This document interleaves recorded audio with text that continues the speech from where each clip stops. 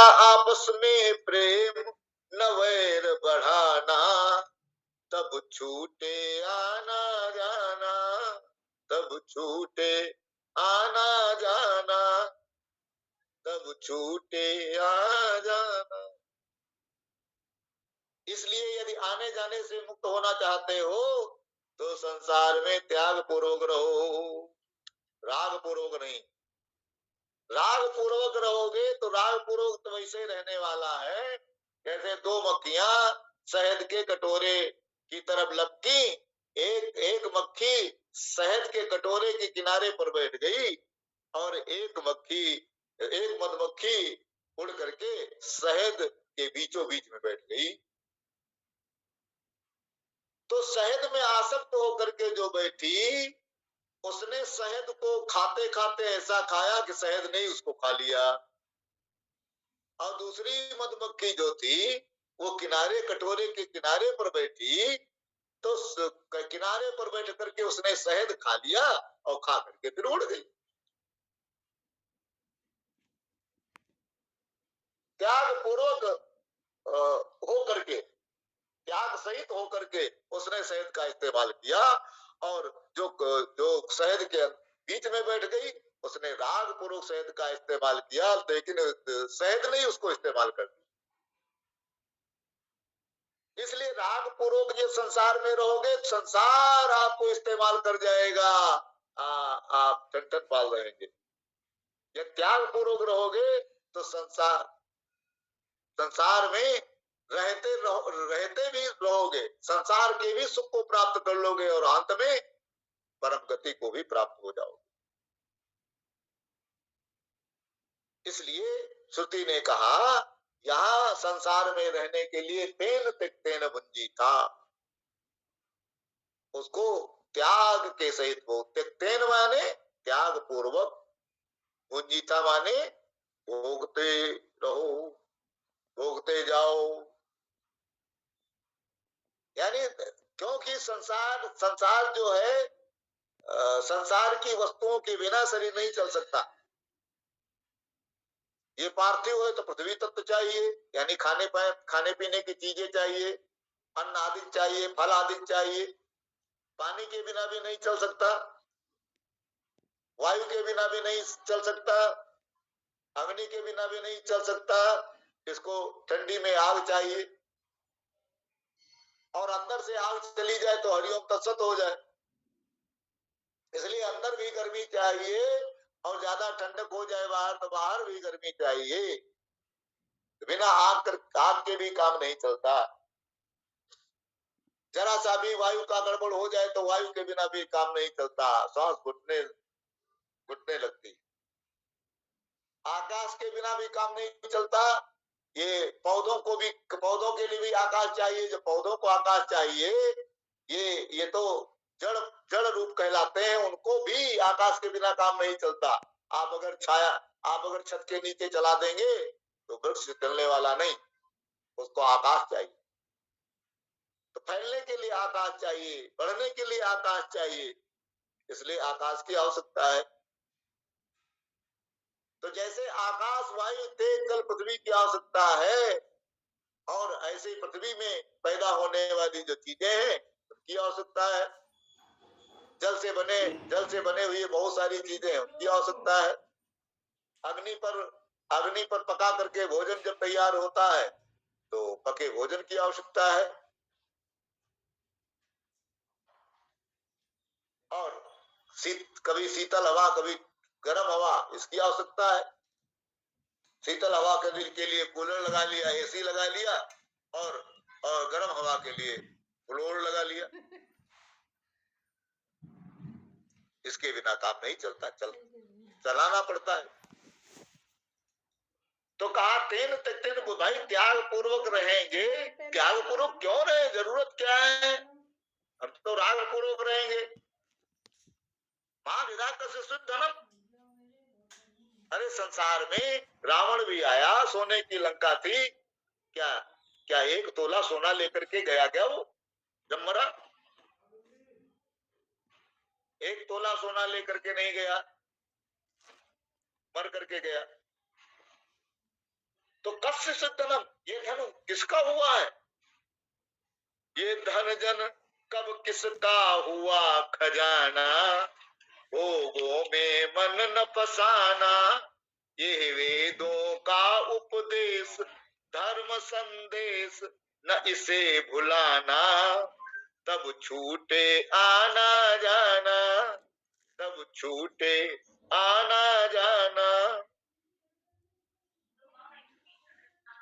इसलिए भोगों में अपने मन को न फंसा करके भोगों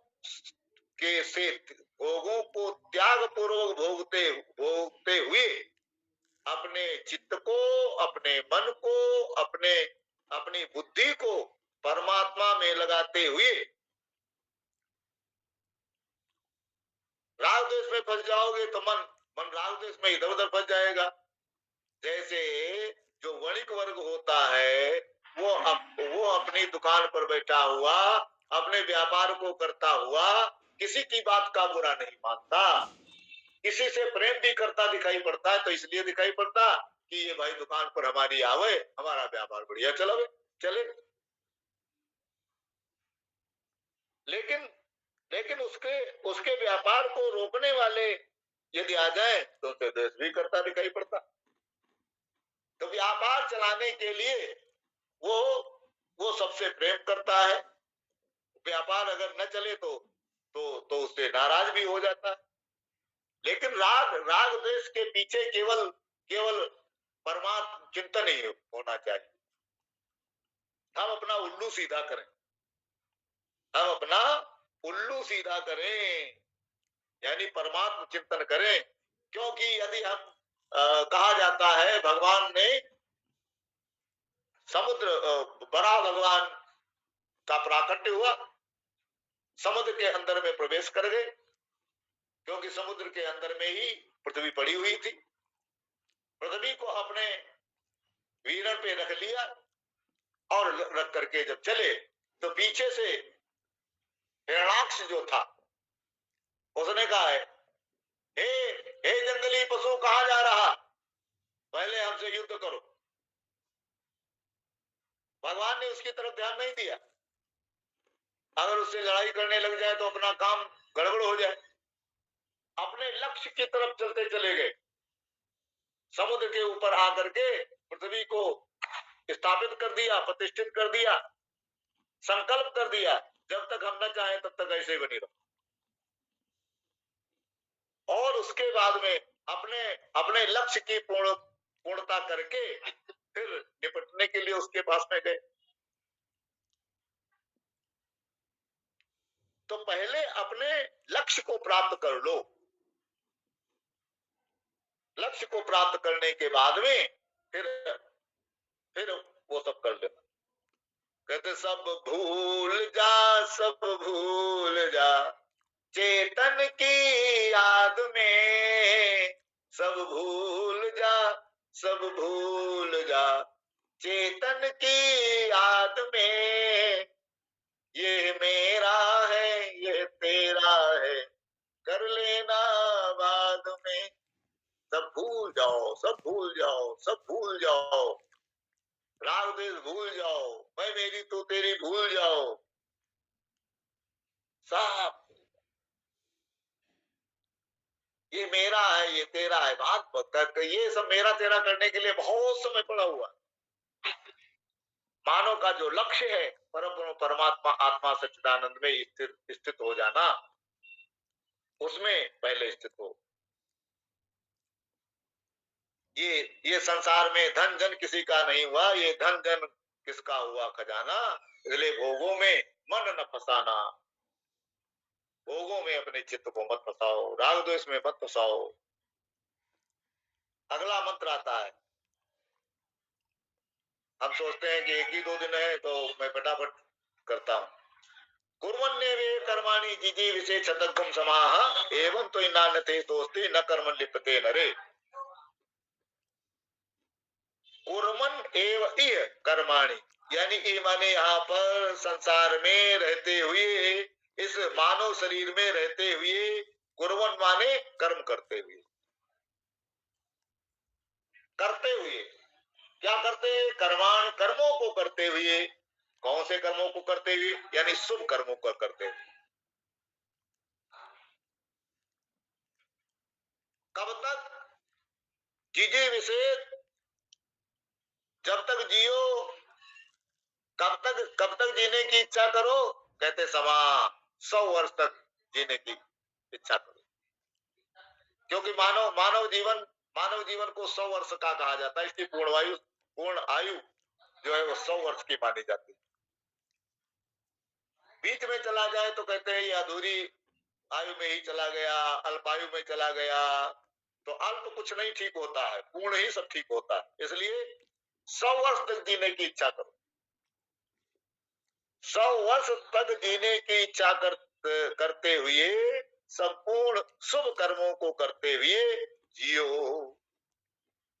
तो क्या कहा? तो कहते हैं भाई हम तो पढ़े लिखे हैं, हम तो सत्संगी हैं, हम तो ये करते हैं, हम तो वो करते हैं, हमको ये सब करने की क्या जरूरत है? कहते ना, ज्ञानी होकर शुभ कर्म करो, 100 वर्ष जियो निज धर्म धरो, नहीं हो कर्मों का लेप न भव दुख पाना, मैं करता भाव न लाना, मैं करता भाव न लाना, ये वेदों का उपदेश धर्म संदेश न इसे भुलाना, तब छूटे आना जाना, तब छूटे आना जाना।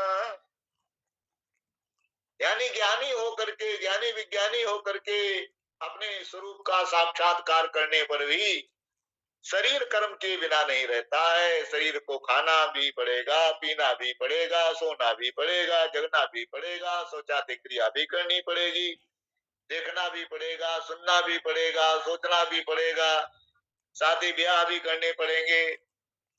जब ये सब करना है तो फिर शुभ कर्म करो, अशुभ कर्म नहीं। क्योंकि कर्म 2 प्रकार के हैं, शुभ और अशुभ।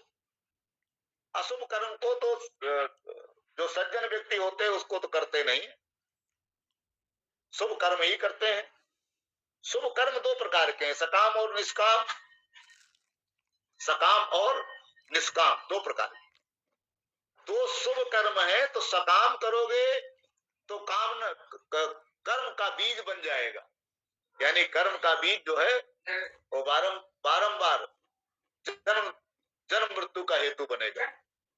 इसलिए निष्काम कर्म करो, शुभ कर्म करो, निष्काम करो। यानी निष्काम उसकी कामना को त्याग करके करो। पहले उसमें बताया राग द्वेष को त्याग करके करो, राग द्वेष भोगों को त्याग करो, भोगो। और इसमें बताया कि कर्म तो करो, 100 वर्ष तक जियो, लेकिन निष्काम कर्म करो तो बंधन में नहीं आओगे। एवं तो इनानते दोस्ते न कर्म लिपते नरे। भगवत गीता में कहा ब्रह्मण्यादाय कर्माणि संगम त्यक्त्वा करोति यः लिपते निष्पापेन पद्म पत्र विवाम्बसा।